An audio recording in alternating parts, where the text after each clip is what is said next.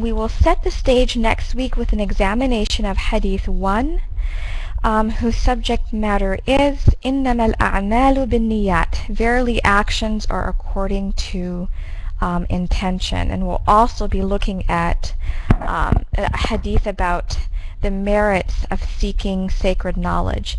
The next week will be devoted to an in-depth examination of the Jibreel hadith, which is really one of the most important hadith for students of knowledge to be familiar with. It is truly a foundational hadith of Islam.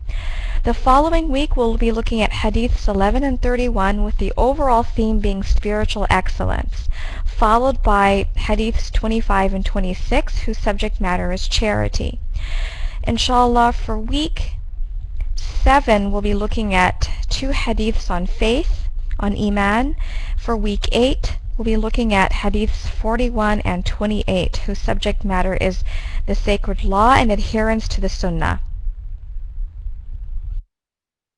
Then we'll be looking at hadiths on prayer, both obligatory and voluntary prayer, in hadiths 3 and 29. Then hadith 7 and 34, their theme is social responsibility. Hadith 16 and 27, the theme for that week will be good character. And then we will wrap up the course, inshallah, with 2 weeks of discussion on journeying to Allah subhanahu wa ta'ala and how to become beloved to Allah, and we'll be looking at hadiths 29, 40, and 38 in that order.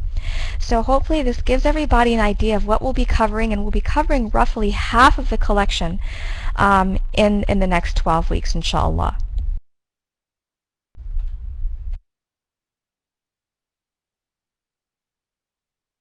So, and this brings us to our course goals. So obviously the first and foremost of these goals, and for the course goals, these are the goals as we have stated them in the syllabus, and there are a few other things that come to mind as well. One of my primary goals as a student of knowledge, and both the instructor for this course, is to make sure that we have a firm grounding in the basics, that we understand that we learn hadith not for the purposes of mere memorization or because the hadith is an end in itself, but because this is a way to facilitate our goal of reaching Allah subhanahu wa ta'ala and inculcating in our hearts love for the Messenger sallallahu alayhi wasallam.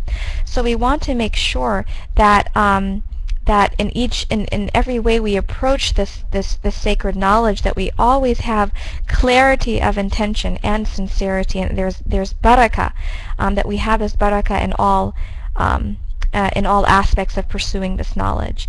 And I think it's very important to appreciate that even the hadiths whose purpose is legislative, because there are a lot of hadiths whose purpose is to establish a hukm or a ruling, but even in these hadiths there's also an underlying spiritual concern as well.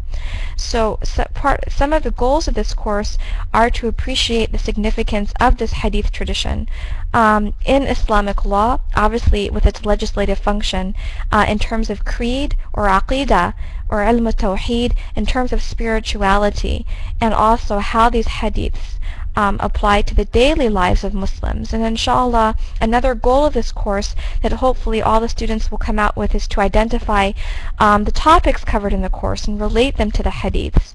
And again, to memorize any 5 from the 40, even though this is not a requirement to pass the course, but this is something I would like students to try to do, because the hadiths that I've selected, a lot of them are very easy to memorize.